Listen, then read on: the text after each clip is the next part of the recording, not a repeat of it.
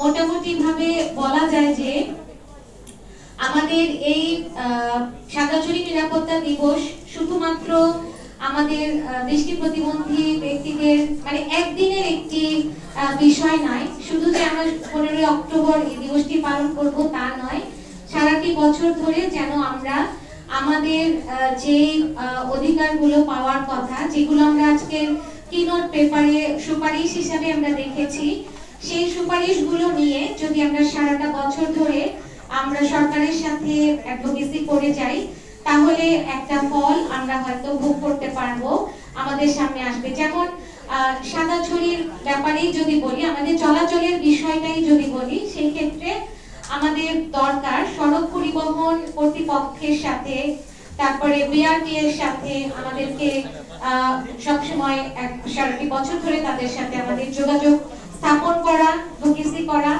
যাতে করে আমরা আমাদের যানবাহনে চলাচল করতে পারি। দৃষ্টি প্রতিবন্ধী মানুষদেরকে আসলে যানবাহনে চলাচল করার উপযোগী আমাদের পরিবেশ নাই আমাদের দেশে।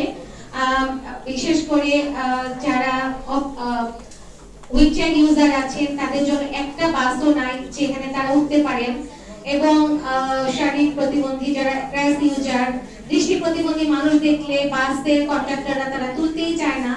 আর মেয়েদের ব্যাপারে আরো বলে যে ঘর থেকে বেরোছেন কেন, এত ভিড়ের মধ্যে বাসে উঠবেন কিভাবে? তো আমরা কি বের হবো না? আমরা বাসে চড়বো না? এটা কি আমাদের নাগরিক, আমরা দেশের নাগরিক, আমাদের কি রাইট নাই চলাচলের? এইভাবে তারা ট্রিট করে। তো এই জন্য সারা বছর ধরে তাদের সাথে আমাদের যোগাযোগ মেনটেন করতে হবে, যাতে করে বাসের যে সিটগুলো নির্ধারণ থাকে সেই সিটগুলো কিন্তু প্রতিবন্ধী মানুষ বা মহিলাদের জন্য নির্ধারিত সিটগুলোও কিন্তু বসতে দেওয়া হয় না। তো এইগুলো আমাদের করতে হবে। আর আমাদের অনুষ্ঠান আসলে আমরা তো আমাদের বিষয়গুলো জানি, আমরা প্রতিবন্ধী মানুষ কিভাবে আমরা সাদাচুরি ব্যবহার করব, কিভাবে আমরা আমাদের সচেতনতা বিষয়গুলো আমরা জানি, কিন্তু মানুষকে জানাতে হবে।